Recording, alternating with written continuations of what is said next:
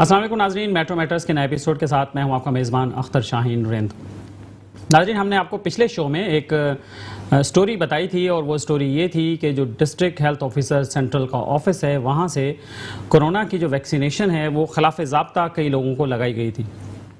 और ये वाक़या उस वक्त सामने आया जब वहाँ कोरोना की फोकल पर्सन डॉक्टर हिरा ज़हीर ने इसकी निशानदेही की और डॉक्टर हिरा ज़हीर ने इस हवाले से सेक्रेटरी सेहत को एक ख़त लिखा और उस ख़त में उन्होंने सारे मसाइल लिखे। उन्होंने कहा कि इस तरह की शिकायतें हैं कि यहाँ वैक्सीन जो है वो खिलाफ ज़ाब्ता लोगों को लगाई जा रही है और उसके साथ साथ उन्होंने कुछ सबूत भी उसके पेश किए वहाँ डिपार्टमेंट को, और जिसके ऊपर फिर इंक्वायरी कमेटी इस्टेब्लिश हुई। एक डीएचओ ने अपनी एक इंक्वायरी कमेटी बनाई थी पहले, उसके बाद फिर जब हेल्थ सेक्रेटरी तक ये बात गई तो उन्होंने हेल्थ सेक्रेटरी ने फिर डीजी हेल्थ को हिदायत की और फिर डायरेक्टर जनरल हेल्थ सिंध ने एक कमेटी नोटिफाई की। जब वो कमेटी नोटिफाई हुई तो उस कमेटी ने अपनी तहकीकात शुरू की और कल उन्होंने विजिट किया कमेटी के मेंबरान ने वहाँ पर डीएचओ ऑफिस सेंट्रल का। इस पर मज़ीद बात करने से पहले नाज़रीन मैं आपको ये बता दूं कि पाकिस्तान में भी कोरोना की जो तीसरी लहर चल रही है उसके केसेस रिपोर्ट हो रहे हैं। रोज़ाना की बुनियाद पर नए केसेस भी रिपोर्ट हो रहे हैं। लोगों का जो एडमिशन है अस्पतालों में वो भी हो रहा है और उसके साथ साथ बड़ी तादाद लोगों की रिकवर हो रही है। ताहम अभी भी काफ़ी लोग जो हैं वो अस्पतालों में मौजूद हैं और कोरोना से डेथ्स भी हो रही हैं और वो भी रिपोर्ट हो रही हैं पूरे पाकिस्तान में। जैसे ही ये कोरोना की तीसरी लहर शुरू हुई थी और इससे पहले सेकंड वेव जो है वो और ज़्यादा वो थी, तीसरी लहर में भी ये बताया गया कि ये बहुत ज़्यादा ख़तरनाक है। ताहम अल्लाह का शुक्र है कि मिनिस्ट्री ऑफ हेल्थ और जो प्रोविंशियल डिपार्टमेंट्स हैं हेल्थ के, उनकी काविशों से और ख़ास तौर पे सिंध में भी वज़ीर आला सिंध सैयद मुराद अली शाह की काविशों से यहाँ पर बेहतरी है। सूरत हाल इतनी ख़राब नहीं है जितनी एक्सपेक्ट की जा रही थी। तमाम सूरत हाल में अब जो है वो बेहतरी है और सूरत हाल आहिस्ता आहिस्ता ग्रेजुअली मज़ीद बेहतर भी हो रही है। सूरत हाल की ख़राबी की वजह से लॉकडाउन भी लगाना पड़ा और उसके अलावा वैक्सीन पे फोकस अब किया जा रहा है कि ज़्यादा से ज़्यादा लोगों को वैक्सीन लग जाए और ताकि वो कोरोना की बीमारी से महफूज रख सकें। वैक्सीन हमें इंटरनेशनल डोनर्स ने शुरू में फ़राहम की और मुफ्त में फ़राहम की, वही वैक्सीन आके लग रही है। पाकिस्तान ने अपने भी ऑर्डर प्लेस किए हैं ख़रीदारी के लिए। अब जब ये वैक्सीन आ गई तो इसकी जो एडमिनिस्ट्रेशन है, वैक्सीन लगाने का जो मरहला है वो मरहला वार शुरू हुआ था और मरहलावार इस तरह से हुआ था कि सबसे पहले 50+ लोगों को, फ्रंट लाइन वर्कर्स जो हैं पहले उन्हें लगाई गई ये वैक्सीन, प्रायोरिटी पे उन्हें रखा गया। उसके साथ साथ फिर एज ग्रुप वाइज जो है वो वैक्सीन ओपन की गई और उसका सिलसिला ऐसा था कि आप अपना शनाख्ती कार्ड नंबर जो नादरा का एक दिया हुआ कोड था उस पर आप भेजते थे, तो उसके बाद आपको एक कोड मौसूल हो जाता था और जिसमें वक्त लिखा होता था और डेट लिखी होती थी कि अब इस डेट को फलां सेंटर पे जाके आप वैक्सीन लगवा लें। तो ये एक प्रोसीजर था। फिर आहिस्ता आहिस्ता ग्रेजुअली फिर 40+ लोगों के लिए ओपन हो गई वैक्सीनेशन, फिर 30+ लोगों के लिए ओपन हो गई और अब 18+ के लिए भी ओपन हो गई है वैक्सीन और उसकी रजिस्ट्रेशन कुछ दिन पहले से शुरू हो गई थी और उसको वैक्सीन लगना भी शुरू हो चुकी है। तो ये जो ग्रेजुअली जो इन्होंने एज ग्रुप बनाए थे और एज सेगमेंट्स थे, गवर्नमेंट ने प्रायोरिटी रखी थी कि पहले किन लोगों को वैक्सीन लगनी चाहिए और उसके बाद फिर किन लोगों को लगनी चाहिए। तो कराची का जो डिस्ट्रिक्ट है, डिस्ट्रिक्ट सेंट्रल, वहाँ पर डिस्ट्रिक्ट सेंट्रल में इसकी खिलाफ वर्जी पाई गई और इस खिलाफ वर्जी में कोई और नहीं बल्कि डिस्ट्रिक्ट हेल्थ ऑफिस सेंट्रल का जो अमला है वो उसमें मुलव्वस रहा। और इंक्वायरी कमेटी जब कल वहाँ पहुँची तो उन्होंने जब मुतल्लिका लोगों से बात की, कंप्लेनेंट से वो मिले, उसके बाद जिन शख्स पर इल्ज़ाम है ये आफाकुद्दीन साहब पर कि उनकी निगरानी में ये काम हुआ और उन्होंने 4 लोगों को कमोबेश जिनका सबूत हासिल कर लिया गया है कि उन 4 लोगों को उन्होंने आउट ऑफ वे जाकर वो वैक्सीन लगवाई। अब वैक्सीन जब लगी और डॉक्टर हिरा ज़हीर ने उसकी कंप्लेन की और उसके बाद वो कंप्लेन ऊपर पहुंची तो फिर सब लोग भाग दौड़ शुरू हो गई और सब लोग एक्टिव हो गए। उन्होंने ये जानने की कोशिश की। ये एक अच्छी बात है कि उन्होंने इस इशू को उठाया और ना सिर्फ उठाया बल्कि इसके साथ साथ इस इशू की तहकीकात भी शुरू कर दी। और जब ये तहकीकात शुरू हुई तो फिर पता ये चला, कल की जो इन्वेस्टिगेशन हुई उसमें ये पता चला जो वहाँ अमला था उनके बयानात रिकॉर्ड किए गए, कंप्लेनेंट का भी बयान रिकॉर्ड किया गया, अमले का भी बयान रिकॉर्ड किया गया। उसमें एक बात तो ये खुलकर वाज़े हो गई और सामने आ गई और उस जो स्टेटमेंट थे लोगों के उनकी कॉपी एक हमारे पास भी मौजूद है और उन्होंने ये तस्दीक कर दी इस बात की कि बिल्कुल ये खिलाफ ज़ाब्ता 4 लोगों को वैक्सीन लगाई गई थी और उन लोगों के पास नादरा का कोई कोड नहीं था, नादरा में उनकी कोई रजिस्ट्रेशन नहीं थी। उसके बावजूद उन्हें डीएचओ ऑफिस सेंट्रल के ऑफिस में लाकर वैक्सीन लगवाई गई। जो वहाँ स्टाफ था वो लगाने के लिए तैयार नहीं था वैक्सीन लगाने के लिए, चूँकि उन्हें उनकी रिक्वायरमेंट है, फॉर्म फिलअप करना पड़ता है, नादरा का कोड चाहिए होता है, वो कोड देखते हैं, फिर उसकी एंट्री करनी होती है। और एक और जो सिस्टम है निम्स का, जिसमें सारा डेटा एंटर होता है, जिसमें सारा रिकॉर्ड एंटर होता है और वो लिंक्ड होता है नादरा के सिस्टम से, जिसमें ये पता चलता है कि किन किन लोगों को वैक्सीन लगी, किस डेट को लगी और फिर नेक्स्ट डोज उनकी किस डेट को है। तो ये सिलसिला जो है वहाँ इन चारों अफराद के लिए नहीं था, इसको इग्नोर किया गया और इस पर अमल नहीं हुआ। तो हमारे ज़राई हमें बताते हैं कि और जो हमने फॉर्म देखे हैं, जिन लोगों के 4 लोगों के जो फॉर्म वैक्सीन लगी है उन्हें, उनके भी हमने फॉर्म देखे हैं और हमारे ज़राई ने भी इस बात की तस्दीक कर दी है कि ये जो 4 अफराद हैं इनका ताल्लुक एक सियासी घराने से है और वो सियासी जो शख्सियत हैं वो हैं MNA मोहतरम उसामा कादरी साहब। उसामा कादरी साहब का ताल्लुक मुत्तहिदा कौम मूवमेंट पाकिस्तान से है और हमें ये पता चला है, हमें ज़राए ने बताया है कि उनके 2 बच्चों को, एक बच्ची को और दामाद को ये वैक्सीन लगी थी और ये इसी वजह से लगी कि उनके सियासी असर रसूख की वजह से। तो एक चीज़ यहाँ पे मुझे समझ नहीं आती कि एक तो ये है कि भाई वैक्सीन ज़ाहिर सबको लगना चाहिए और हर आदमी फ़िक्रमंद ज़रूर है कि कोरोना से बचाव की वैक्सीन लगे, लेकिन जब गवर्नमेंट ने एक SOP बनाई है, डिपार्टमेंट ने एक SOP बनाई है उसकी और एक ज़ाब्ता अखलाक है उसका, तो उसकी खिलाफ वर्जी करने में हम क्यों फ़ख्र महसूस करते हैं? हमें क्या ज़रूरत है कि हम उसकी खिलाफ वर्जी करें? अगर आप अपने बच्चों का भला चाहते हैं, अपने लोगों का भला चाहते हैं तो उन्हें वैक्सीनेशन ज़रूर करवाएं, लेकिन टाइम से करवाएं। जैसे जैसे गाइडलाइंस हैं उसके मुताबिक होना चाहिए और उसी टाइम फ्रेम में होना चाहिए। हालांकि अगर कुछ दिन वो ठहर जाते और कुछ दिन रुक जाते तो डेफिनेटली एज वाइज जो है वो ग्रुप्स ओपन हो रहे थे तो उनका भी नंबर लाजमी तौर पर नंबर आता और उनकी वैक्सीन जो है वो ज़ाब्ते के मुताबिक लग जाती।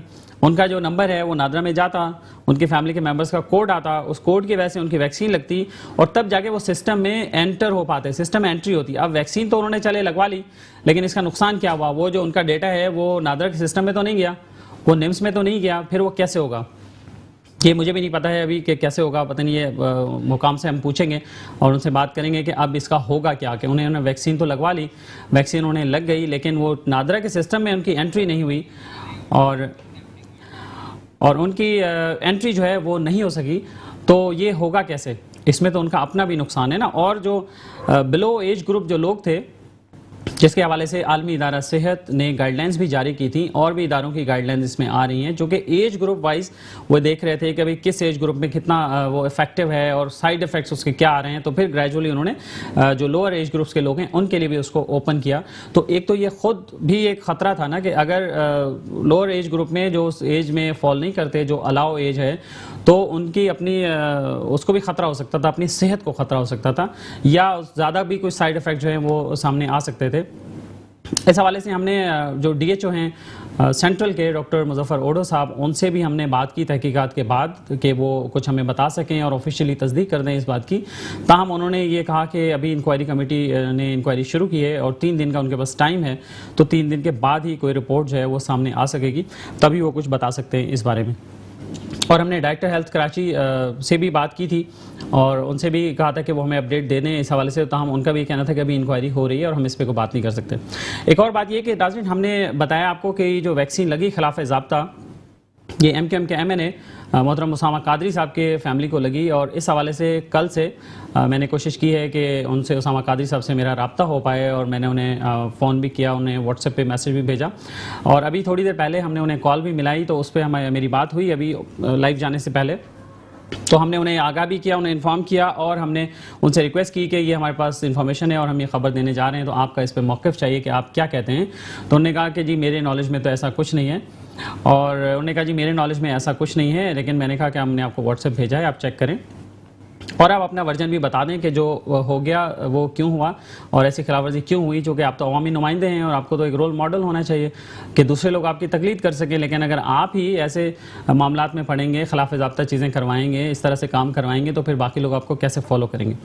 तो उन्होंने कहा कि जी ठीक है, मैं अवेलेबल हो जाऊँगा, लेकिन हम पिछले कोई तकरीबन 5 मिनट से हमारी टीम उनसे रब्ता करने की कोशिश कर रही है। उसामा कादरी साहब फ़ोन नहीं उठा रहे हैं, दोनों नंबर्स पे वो बार बार लाइन काट रहे हैं। तो उनका मौक़िफ़ हमारे पास नहीं आ सका है, और जो कि हमें अफसोस है कि हम उनका मौक़िफ़ नहीं ले सकें अब तक, लेकिन बहरहाल उम्मीद है हमें कि हम उनका मौक़िफ़ भी आपके सामने ले आएंगे। और उसामा कादी साहब से भी रिक्वेस्ट है कि वो ज़रूर हमें ज्वाइन करें और अपना मौक़िफ़ जो भी वो पेश करना चाहते हैं वो ज़रूर पेश करें। हमारा प्रोग्राम उसके लिए हाजिर है, और इसके बाद भी वो हमसे अगर रब्ता करेंगे, अपना मौक़िफ़ पेश करना चाहेंगे, तो हम इंशाल्लाह अगले अपने किसी शो में उनका मौक़िफ़ भी आपके सामने लाएंगे। और इसके साथ साथ नाज़रीन, हमारे पास ये भी इतलात हैं कि जो महकमा सेहत के मुख्तलिफ ऑफिस हैं, जिसमें EPI का PD का ऑफिस है, ख़ासतौर पे PD ऑफिस के भी लोग जो है मुबैना तौर पर वैक्सीन की फ़रोख्त में मुलव्वस हैं, और वो जा कर घरों पर भी वैक्सीन लगा रहे हैं। इसके हवाले से हमारे पास कुछ इतलात अभी हैं, लेकिन कुछ इतलात आना बाकी हैं। जैसे हमारे पास इसकी और मज़ीद इतलात आएंगे तो हम अपने अगले शो में इंशाल्लाह इसको भी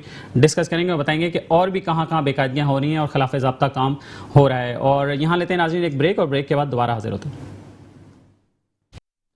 वेलकम बैक नाजरीन, और अब हम बात करेंगे सिंध में किसका राज है। राज तो ज़ाहिर है कि पीपल्स पार्टी का है, और उन्हीं के पास सारे डिपार्टमेंट्स हैं, वज़ीर आला भी उन्हीं का है। लेकिन हमने आपको पिछले शोज़ में खबर दी थी कि सिंध में डाकुओं का भी राज है। अंदरूनी सिंध के मुख्तलिफ इलाकों में जो डकैत हैं वो मुनज़्ज़म तौर पर कार्रवाइयाँ करते हैं, और उनका जिसको दिल चाहता है उठा के ले जाते हैं, तावान वसूल करते हैं, फिर उन्हें गायब रखते हैं, फिर उसके बाद छोड़ देते हैं, और पुलिस के साथ भी साज़बाज़ करके उनके साथ मेल जोल करके फिर उसके बाद जब पुलिस चाहती है तो कुछ अमन कायम हो जाता है, उसके बाद वरना फिर दोबारा से चीज़ें हो जाती हैं। वो तो हमने डाकुओं की बात की, लेकिन अब आपको बताएं कि शहरी इलाकों में ख़ास तौर पर, और वैसे भी देही इलाकों में अब आजकल किसका राज है। तो आपको हम बता दें कि अंदरूनी सिंध और कराची शहर में भी ख़ास तौर पर कुत्तों का राज है। हर तरफ कुत्ते नज़र आते हैं, और हर गली मोहल्ले में, मेरे ख्याल में आप भी इससे इत्तेफाक करेंगे, कोई गली मोहल्ला ऐसा नहीं होगा कि जहाँ पर आपको आवारा कुत्ते नज़र नहीं आएंगे। इससे पहले भी कुत्ते होते थे, लेकिन इतनी बड़ी आबादी इससे पहले नहीं देखी गई।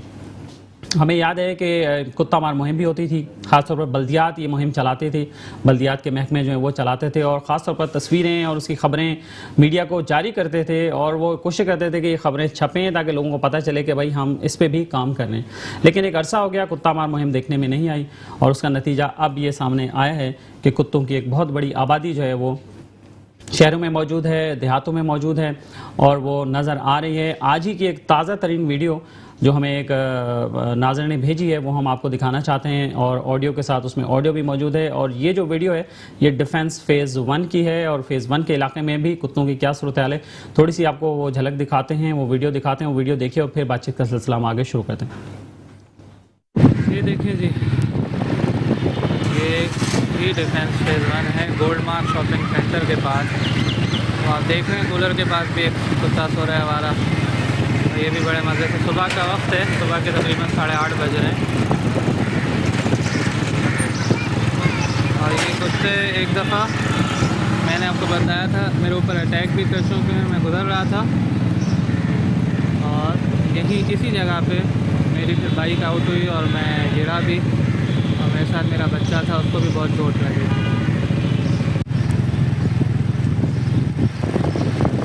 ये देखिए जी, आवारा कुत्ते फिर रहे हैं, सुबह का वक्त है, और बुज़ुर्ग भी बैठे हुए कुर्सी पे, लोग भी गुजर रहे हैं आगे पीछे।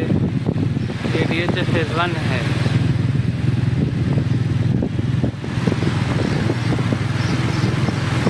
एक दफ़ा मेरे ऊपर भी अटैक कर चुके हैं, लेकिन आज मैं दिखा रहा हूँ कि कितने मज़े में ये, और ये डिफेंस का इलाका है।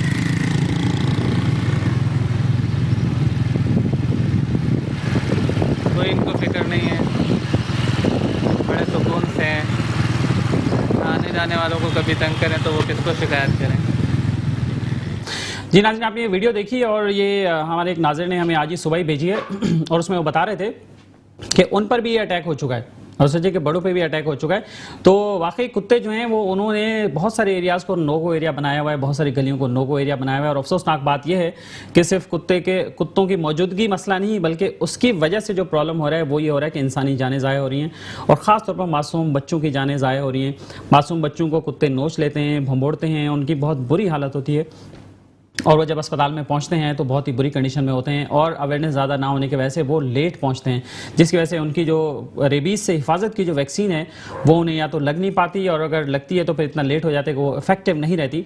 और इस इशू पर हम बात करेंगे। हमारे साथ इस वक्त स्टूडियो में हमारे गेस्ट मौजूद हैं, मोहतरम सैयद इकबाल हाशमी साहब जो कि चीफ ऑर्गेनाइजर हैं पासवान डेमोक्रेटिक पार्टी के। अस्सलाम वालेकुम वाला हाशमी साहब, बहुत शुक्रिया आपका हमारे साथ मौजूद हैं। और नाज़रीन, हमारे साथ टेलीफोन लाइन पर मौजूद हैं मोहतरमा डॉक्टर सीमी जमाली साहिबा जो कि एग्जीक्यूटिव डायरेक्टर हैं जिन्ना अस्पताल कराची की। अस्सलाम वालेकुम सीमी साहिबा। जी अस्सलाम वालेकुम। बहुत शुक्रिया आपने टाइम निकाला। और हम आगाज़ भी डॉक्टर सीमी जमाली से करना चाहेंगे। डॉक्टर सीमी जमाली साहबा, पहले तो हमें थोड़ी सी ये सूरत हाल बता दें कि अब डॉग बाइट केसेस रिपोर्ट होने की क्या सूरत हाल है, क्या शरह है, और क्या पिछले कुछ अरसे में ये तादाद बढ़ी है, कम हुई है या वैसे ही है? देखिए, तादाद तो तकरीबन वैसी ही है कुत्तों के काटने की, क्योंकि हमें भी पता है कि शहर में कोई कुत्ता मारने की मुहिम तो हो नहीं रही, और ना ही जो न्यूटर करने की पॉलिसी की थी, न्यूटर करने की और फिर उनको वैक्सीनेट करने की, वो अमल दरामद हो सका उस पर। बहुत ही स्मॉल कैपेसिटी में ये हुआ था और अब जो है ये हो भी नहीं रहा। तो सबसे पहले तो मैं आपको ये बताना चाहती हूँ कि कुत्ते जो है, हर कुत्ता जो है रेबिट कुत्ता नहीं होता, लेकिन हर उसमें चांस होता है, क्योंकि ये स्ट्रे एनिमल्स होते हैं और इनको एक बीमारी होती है इनके काटने से जिसको हम रेबीज कहते हैं, और सिर्फ रेबिड एनिमल के काटने से ही होती है। ये एक वायरल बीमारी है जिसका कोई इलाज दुनिया भर में मौजूद नहीं है, लेकिन जो हम कर सकते हैं वो प्रिवेंशन है। प्रिवेंशन के अंदर हमको वैक्सीन भी देनी पड़ती है अगर कैटेगरी 3 का वुंड हो, और वो वुंड हो जिसके अंदर के जिसमें मल्टीपल जख्म हो, इंट्राडर्मल सबडर्मल जो है एब्रेशंस हो, या बहुत ज्यादा भंबोड़ दिया हो कुत्ते ने, तो तब हम वैक्सीन और इम्यून ग्लोबुलिन दोनों लगाते हैं। अब इस बीमारी का हमारे मुल्क में आमतौर पे कुत्तों के काटने से होती है, जबकि दीगर ममालिक में बैट्स, रैकून्स और स्कंक्स वगैरह या कुकून्स जो है उनसे भी हो सकती है। बहरहाल हमारे मुल्क में ज्यादा शरह कुत्ते के काटने से होती है, और फिर दूसरी जो है ये बिल्लियों से भी कभी कभार हो जाती है, क्योंकि अगर रेबिड डॉग जो है बिल्ली को काट ले और बिल्ली भी ये स्प्रेड कर सकती है, तो कुछ मैमल्स हैं जिनसे हो सकता है। अब हमारे पास जो तरीकाकार है वैक्सीनेट करने का, इस साल मजमूई तौर पर अब तक हमारे पास 4,500 से ज्यादा केसेस आ चुके हैं जिनको डॉग बाइट हुआ है, और सबको तकरीबन स्ट्रे एनिमल्स नहीं काटा है, और हमने सबको वैक्सीनेट किया है। और हमारे पास क्योंकि बड़ी तादाद में आते हैं, एक दिन में तकरीबन 25 से 26 नए पेशेंट्स आ जाते हैं, और पुराने मरीज भी आते हैं जिनको वैक्सीनेट कंटिन्यूसली करना पड़ता है। हमें 4 डोजेस वैक्सीन की हम इंट्राडर्मल लगाते हैं उनको, और पहली डोज के साथ हम इनको, क्योंकि बड़े वुंड्स होते हैं ये, तो हम इनको इम्यून ग्लोबुलिन भी लगा देते हैं। तो अब इनकी शरह तो बतदरीज जो है कम नहीं हुई, गो के पहले से कुछ मुझे फर्क नजर आता है, लेकिन हम कह नहीं सकते किसी तौर पर भी कि कम हुई, क्योंकि एक इलाके में नहीं जाते तो दूसरे इलाके में चले जाते हैं। कुछ ये भी है कि गंदगी का आलम इतना है शहर में कि ये जो गंदगी इतनी है कि वहां पर कुत्ते जो हैं बैठने लग जाते हैं और फिर वहां से खाना खाते हैं और फिर ये ब्रीड करने लग जाते हैं। तो सबसे ज्यादा जरूरी ये है कि एनिमल पॉपुलेशन को हम किसी तरह कम करें, और कुत्तों की पॉपुलेशन को अब कैसे कम करना है ये आपने खुद ही बता दिया कि KMC की कैंपेन हुआ करती थी और कुत्ते मारा करते थे। अब क्योंकि एनिमल राइट्स वाले खड़े हो जाते हैं और बहुत सारे और लोग खड़े हो जाते हैं, विच आई क्वाइट बिलीव कि अगर हम बहुत अमीर मुल्क होते तो हम इनको न्यूटर भी करते और उनको वैक्सीनेट भी करते कुत्तों को, और फिर उनको छोड़ दिया जाता कॉलर्स लगा के, लेकिन ये हमारे मुल्क में पॉसिबल नहीं है। हमको ग्राउंड रियलिटी को भी देखना है, या तो कोई आइलैंड हो जिसपे हम इनको छोड़ दें, लेकिन ये पॉसिबिलिटी बहुत कम नजर आती है। तो एक ऑप्शन यही है कि आप इनकी कलिंग कर दें, लेकिन जब भी ये बात बोलेंगे उसी वक्त कोई एनिमल राइट्स वाले खड़े हो जाएंगे या कोई और लोग होंगे जो खड़े हो जाएंगे, या इनको एक्सपोर्ट कर सकते हैं आप। एक और ऑप्शन ये है कि जो ममालिक जहाँ पर इनको खाया जाता है या कुछ और किया जाता है, इनका कोई और यूज कर सकते हैं, उनको एक्सपोर्ट कर दें, बिकॉज अदरवाइज ये ना पॉपुलेशन कम होगी, ना ये जो हंगामा है कुत्तों के काटने का और वैक्सीनेशन का, क्योंकि ये बहुत महंगी वैक्सीन है। किसी भी दुनिया के मुल्क में आप देख लें तो वैक्सीनेशन बहुत महंगी है, और क्योंकि इम्यून ग्लोबुलिन भी लगाना पड़ता है, तो वो तकरीबन अगर आप USA में देखें तो तकरीबन $10,000 के करीब इस पर खर्चा आता है। अच्छा डॉक्टर सिमी साहब, आपने जैसे बताया कि अगर किसी को रेबीज हो जाए तो फिर उससे बचाव बिल्कुल नामुमकिन है, वो उसकी 100% डेथ हो जाती है या कुछ केसेस में सर्वाइव कर जाती है? 99.99% तो डेथ हो जाती है, लेकिन दुनिया में एक ही केस है जिस पर सब हाथ करते रहते हैं कि वो बच गई। वो एबनॉर्मल काइंड ऑफ एक डिफरेंट काइंड ऑफ रेबीज का कोई था जिसमें बैट ने काटा था उस बच्ची को, और अभी तक पता नहीं चला कि उसको इम्यून वेंटिलेटर पे भी चली गई और उसके बाद उसका सर्वाइवल हुआ। अच्छा, ये बताइए कि जी जी बिल्कुल, ये बताइए कि अगर कुत्ता काट ले तो फौरी तौर पर कितने घंटे इंपॉर्टेंट हैं, फौरी तौर पे क्या करना चाहिए, जरा पब्लिक के अवेयरनेस के लिए बता दें कि घर पे वो क्या करें जब तक अस्पताल ना पहुंचे, और अस्पताल कितनी जल्दी पहुंचना चाहिए, अगर पहुंच जाए तो फिर सर्वाइवल का चांस कितना बढ़ जाता है क्या? देखिए जी, सबसे पहले तो अगर कुत्ता काट ले और बड़ा वुंड हो तो सबसे पहले तो उसको पानी से अच्छी तरह धो लेना चाहिए और 10 मिनट तक बहते पानी के साथ उसको धो लेना चाहिए। उसको हरगिज़ ये कोशिश ना करें कि आपने उसको सीने की कोशिश की जख्म को, या कुछ ऐसी जगह पे चले गए जहाँ पे सिलाई कढ़ाई कर रहे हैं जख्म की। आप उसको किसी वॉश करने के बाद वुंड को आप वहां पर लेकर जाइए, ऐसी जगह पर, ऐसे अस्पताल में जहाँ पे इसकी वैक्सीन भी मौजूद हो और इम्यून ग्लोबुलिन भी मौजूद हो। ये दो तरह की चीजें होती हैं जो एक जख्म के अंदर लगाई जाती है, और वैक्सीन जो है या तो इंट्रामस्कुलर देते हैं, और क्योंकि हम एक कॉस्ट इफेक्टिव तरीका इस्तेमाल करते हैं तो हम इंट्राडर्मल इसको देते हैं, और 4 डोजेस इसके लगते हैं दोनों साइड से बाजू के, और मैंने आज तक कोई फेलियर नहीं देखा जिनको ये लगा हो। लेकिन अच्छा, वो सर्वाइवल 100% सर्वाइवल हो जाता है फिर इसमें? बिल्कुल प्रिवेंशन ही होती है, पोस्ट एक्सपोजर प्रोफाइलैक्सिस हम उसको कहते हैं, और वही करते हैं और सर्वाइव कर जाते हैं सारे लोग, और किसी को रेबीज हमने होते हुए देखा नहीं अब तक। बहुत ही मिनिमल पॉसिबिलिटी होती है कि रेबीज फिर भी हो जाए, लेकिन आपने तकरीबन 99% जो है आपने प्रिवेंट कर लिया। और हमने क्योंकि मैक्सिमम नंबर ऑफ पेशेंट्स देखे हैं, JPMC एक बड़ा इदारा है जहां पर ये देखे जाते हैं, तो हमने कोई मोर्टेलिटी देखी नहीं है वैक्सीनेट होने के बाद। अच्छा, ये जो बच्चों की हम वीडियो देखते हैं डॉक्टर सिमी, अभी रिसेंटली भी एक बच्चे की वीडियो आई थी जो सोशल मीडिया पे भी वायरल हुई थी कि उसको कुत्ते ने काटा था और वो बेचारा एक्सपायर हो गया, और कुछ ऐसे पेपर्स भी आए जिसमें ये नजर आ रहा है कि उस बच्चे को एंटी रेबीज की वैक्सीन भी लगी, लेकिन ये कि वो फिर भी सर्वाइव नहीं किया। तो ये क्या डिले पहुंचने की वजह से होता है ऐसा अस्पताल में? देखिए, 2-3 वजूहात हैं इसकी। एक तो ये कि हमारे मुल्क में और हमारे जगहों पे, गांव गोठों देहातों में कोई अवेयरनेस नहीं है, तो बार बार अवेयरनेस देने की जरूरत है लोगों को कि अगर सड़क का कुत्ता काट ले तो आपने जख्म को अच्छी तरह धो लेना है और किसी ऐसे सेंटर पे जाना है जहाँ पे आपको वैक्सीन लग जाए।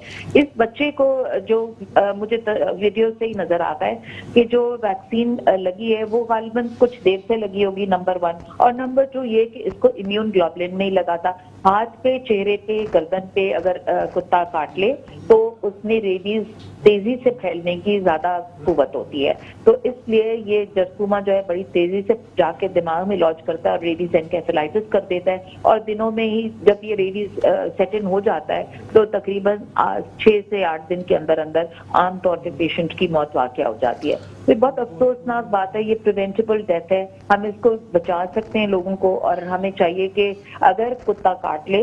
और एक और बात भी मैं बता दूं आपको कि बच्चे जो हैं आमतौर पे छेड़छाड़ बहुत करते हैं जानवरों के साथ। मसलन किसी जानवर ने बच्चे दिए हुए, उसको जाके छेड़ेंगे, पत्थर फेंकेंगे, जब वो खाना खा रहे होंगे जानवर तो उस वक्त उनको डिस्टर्ब करते हैं। इससे भी एनिमल्स भी इंसानों से घबराते हैं और डरते हैं, तो ये काम बच्चों को मना करना चाहिए कि जानवरों के करीब ना जाएं जब वो खाना खा रहे हो, और स्ट्रे एनिमल्स से खास तौर पर दूर रहें, ताकि स्ट्रे एनिमल्स जो है हम पर अटैक करते हैं तो हमें उनका स्टेटस भी नहीं पता होता और फिर वो गायब हो जाते हैं और फिर और जाके किसी और को काट लेते हैं, तो पता नहीं चलता, और इसलिए मेरा ख्याल से बेहतर यह है कि उनके साथ छेड़छाड़ ना। ठीक है, बहुत शुक्रिया आपका डॉक्टर सीबी जवाली साहब, आप हमारे साथ मौजूद रहीं और आपने हमें बताया डॉग्स की सूरत-ए-हाल के हवाले से भी, डॉग बाइट केसेस के हवाले से भी, और हमारे साथ स्टूडियो में भी हाशमी साहब मौजूद हैं। हाशमी साहब, आपसे हम बातचीत का सिलसिला शुरू करेंगे, बस यहाँ पे एक ब्रेक लेते हैं और ब्रेक के बाद दोबारा हाजिर होते हैं नाज़रीन।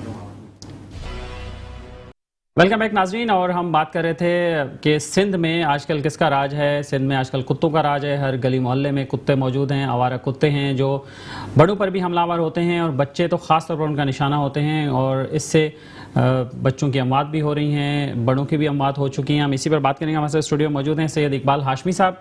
हाशमी साहब, आपका इस बारे में क्या कहना है कि जो कुत्ता राज है और नो गो एरियाज़ बना दिए हैं कुत्तों ने, अब पहले इंसान बनाते थे, अब कुत्ते नो गो एरियाज़ जो हैं वो बनाते हैं, तो आप इस हवाले से क्या कहते हैं? देखिए, ये जो सूरत हाल है ना, ये उससे ज़्यादा संगीन है जितना हम समझ रहे हैं। संगीन तो है, सोशल मीडिया में तस्वीरें आ रही हैं, वीडियोज़ आ रही हैं, हमें नज़र आ रहा है।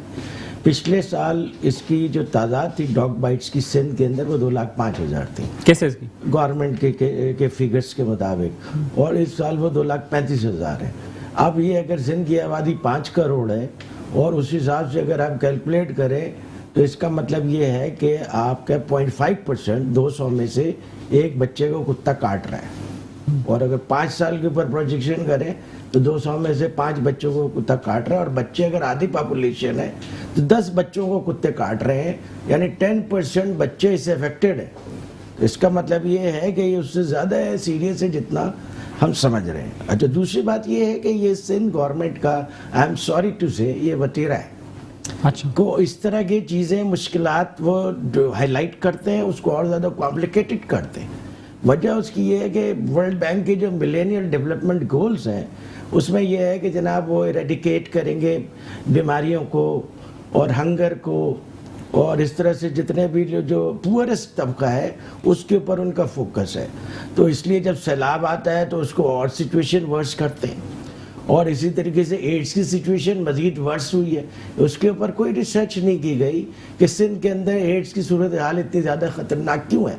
इसी तरीके से गंदगी के ढेर हैं, ये जो कुत्ते पलते हैं कहाँ पलते हैं, गंदगी के ढेर पे पलते हैं, और उनको वहाँ से ग़िज़ा मिलती है।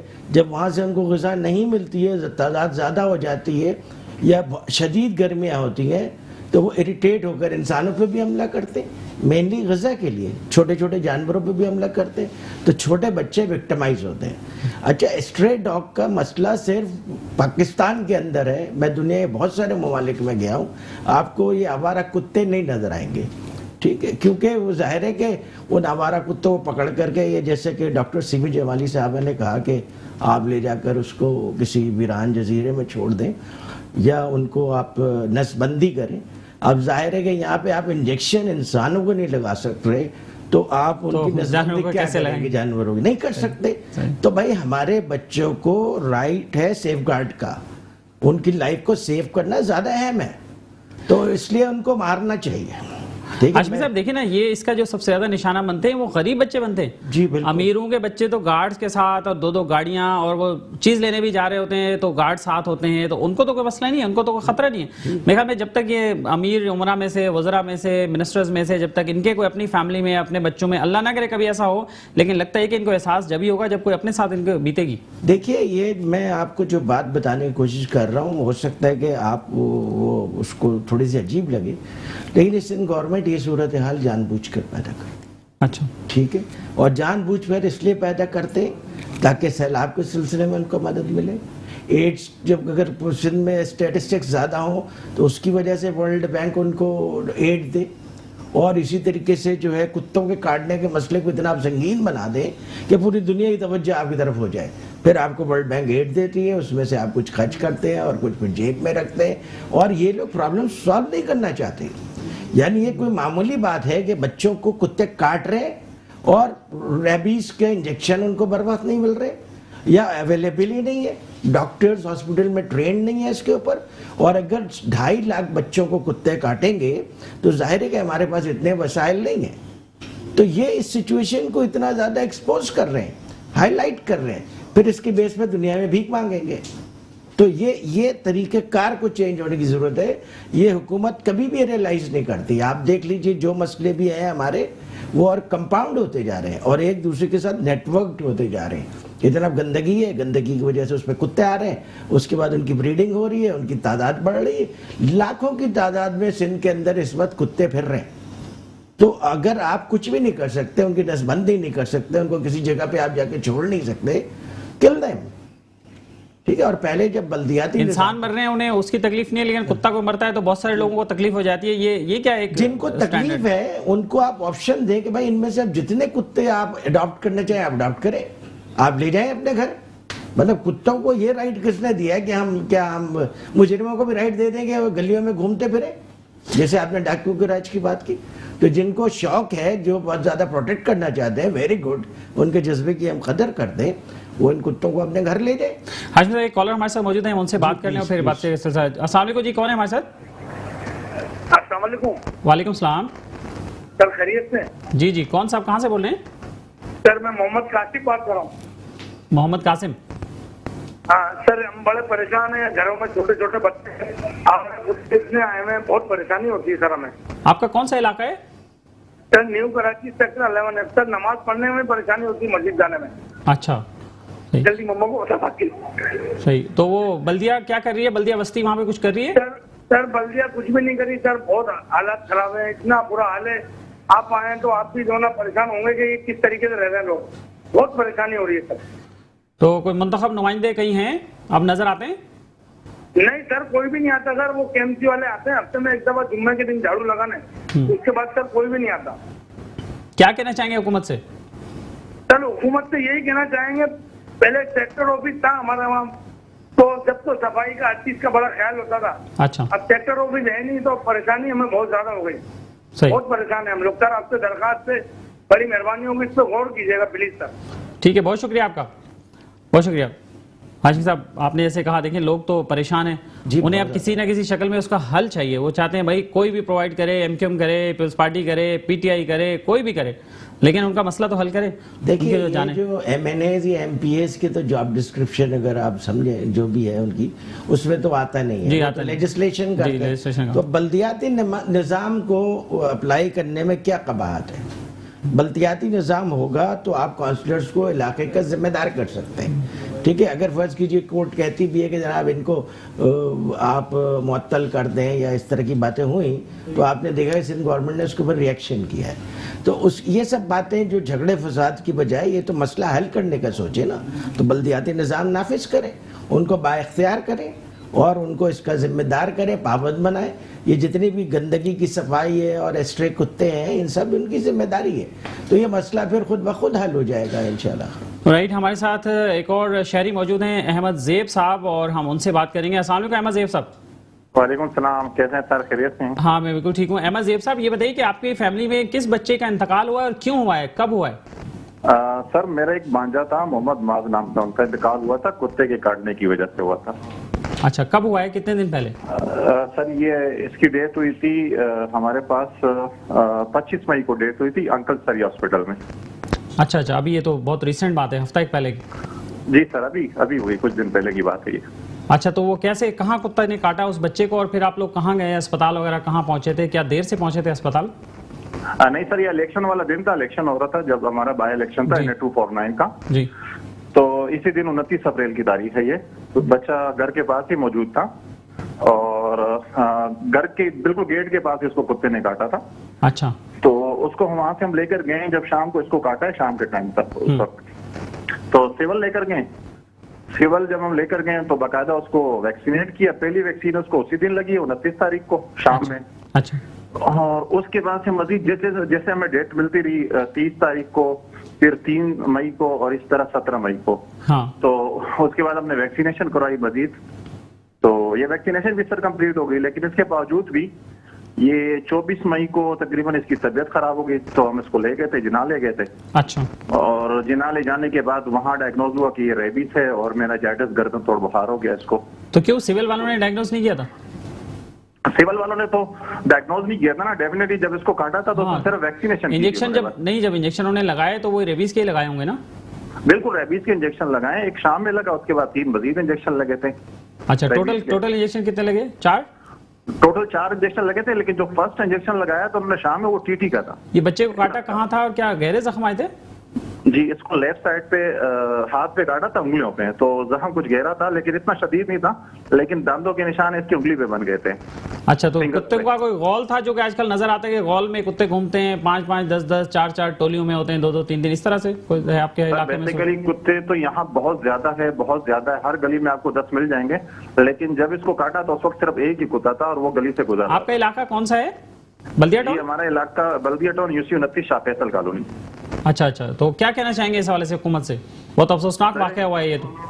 सर इस हवाले से मैं ये कहना चाहूंगा, देखिए जब ये बच्चा जिना में एडमिट था तो उसके बाद से जिना वालों के पास तो वेंटिलेटर की वो सहूलत ही नहीं थी। उन्होंने कहा जी हमारे पास वेंटिलेटर नहीं है, तो काइंडली अच्छा। आप कोई वेंटिलेटर की अरेंजमेंट करें। उसके बाद से मैंने सिविल में पता किया, इनकस हॉस्पिटल में पता किया, किसी भी हॉस्पिटल में गवर्नमेंट में मुझे वेंटिलेटर नहीं मिल रहा था, तो फिर मजबूरन इसको प्राइवेट लेके जाना पड़ा। एक तो ये मेरी रिक्वेस्ट है कि वेंटिलेटर की हमें बहुत शदीद जरूरत है। सही। दूसरा ये है कि कुत्ते काट के हवाले से टाउन से हमारी बात हुई थी, तो अब वो कैंपेन तो चला रहे हैं, कुत्ते तो मर रहे हैं, डेली वो 20-20 कैप्सूल ला रहे हैं, 40-40, लेकिन इस तरीके से नहीं होगा।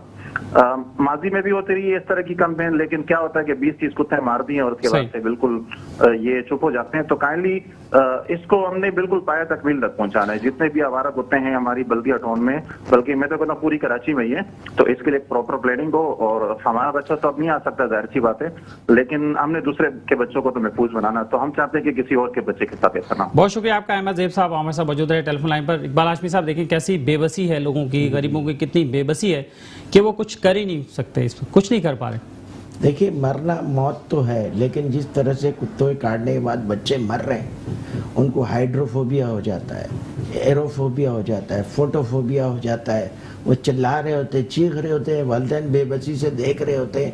और ये जैसे डॉक्टर सिमी जमाली कह रही है, प्रिवेंटेबल डेथ्स हैं कि आप सही प्लानिंग से इन डेथ्स को रोक सकते हैं, तो वो इसकी जिम्मेदारी गवर्नमेंट की है। अब आपने सूरत हाल तो एक्चुअल विक्टिम के जो रिश्तेदार हैं उनसे आपने सुन लिया कि अस्पताल में फैसिलिटीज़ नहीं है, वेंटिलेटर नहीं है। अगर सिविल अस्पताल जैसी जगह पे वेंटिलेटर नहीं है तो क्या हम एक्सपेक्ट करेंगे कि उनके पास रेबीज़ के वैक्सीन होंगे या जो बाद में इंजेक्शन लगता है वो इंजेक्शन होंगे? नहीं है। और ये जो जितना सारा बजट इनको मिल रहा है 18th अमेंडमेंट के बाद, अब तो सूबों को ये नहीं, बजट तो खासा मिल रहा है जी, शिकायत होनी चाहिए कि हमें फंड्स नहीं मिल रहे, एलोकेशन के हिसाब से वो फंड्स मिल रहे हैं, वो कहाँ खर्च हो रहे हैं? और गवर्नमेंट उसको इतने इम्पोर्टेंट मसले पे क्यों खर्च नहीं कर रही है? आप इस पे पासवान डेमोक्रेटिक पार्टी इस पे क्या कर सकती है या क्या करने का प्लान है आप लोग? देखिए, हम तो इसमें इस सिलसिले में कह रहे हैं कि जब तक कि आप सिस्टम ठीक नहीं करेंगे, डेवोल्यूशन ऑफ पावर नहीं करेंगे, तो ये मसाइल हल नहीं होंगे। देखिए, 18th अमेंडमेंट की बहुत सारी बातें अच्छी भी हैं कि उसमें एक तो अच्छी बात ये है कि सारी चीज़ें जो बहुत सारी चीज़ें प्रोविंस को दे देंगी। अब वो फर्दर डिवोल्यूशन ऑफ पावर करे ना, पहले वो फेडरेशन पे अटका रहा, जब उन्होंने थोड़े से रिसोर्सेज इनको दिए, अब ये उस पर अटक कर बैठ गए, काबिज होकर बैठे हैं। जी बिल्कुल। अब ऐसे ये कहना। इसको नहीं, मतलब ये एक मिजाज बन गया है सियासतदानों का, बिल्कुल ही मतलकुल अनान हुक्मरान की तरह के एक्ट करते। भाई वो काउंसलर्स को वो पावर डेवोल्यूशन करे, उसके नतीजे में फिर आप देखें कि वो काम कर रहे यहाँ तो हैं। केएमसी वाले रोते रहते हैं, डीएमसी वाले रोते रहते हैं, हमें बजट नहीं दे रही सिंध गवर्नमेंट बजट नहीं दे रही। तो ये बजट कहाँ जा रहा है? ये जो इनका बजट है, बजट में से बहुत अच्छा एलोकेशन इनको मिल रहा है, तो ये तो सिंध गवर्नमेंट इसका जवाब दे कि इनका बजट कहाँ जा रहा है। चलिए, बहुत शुक्रिया आपका सैयद इकबाल हाशमी साहब, हमारे साथ मौजूद रहे, इस मौजू पर आपने बात की। और नाज़रीन, आपने गुफ्तगू सुनी हमारे मेहमानों की भी, और हमने कोशिश की है कि आपको हम आगाह कर सकें कि जो कराची शहर में ख़ास तौर पर और अंदरूनी सिंध के दीगर भी शहरों में, इलाकों में जो आवारा कुत्ते हैं वो घूम रहे हैं और उनका राज है, और उन्होंने नोगो एरियाज़ बना दिए हैं। बच्चे ख़ास तौर पर बाहर निकलने से डरते हैं, बाहर निकल नहीं पाते। अगर इलाके की मोहल्ले की किसी दुकान पर उन्हें चीज़ लेने के लिए भी जाना हो तो वहाँ भी उनका जाना जो है वो मुमकिन नहीं रहा है और वो महफूज नहीं है वहाँ पर। तो इस सब के जिम्मेदार कौन है? आखिर जो जिम्मेदार लोग हैं उन्हें सोचना चाहिए कि वो क्या कर रहे हैं, कि खास तौर पर क्या ये आवारा कुत्ते सिर्फ गरीबों के लिए हैं, गरीबों के बच्चों की जान लेने के लिए हैं, या क्या होगा अगर खुदा न खास्ता उनके घर में जब तक ऐसा कोई सीन नहीं होगा तो नोटिस नहीं लेंगे? तो ये इस बात पे उन्हें सोचना चाहिए। इसके साथ ही अपने मेज़बान अख्तर शाहीन रेंद को मेट्रो मैटर से इजाज़त दीजिए। अल्लाह हाफ़िज़।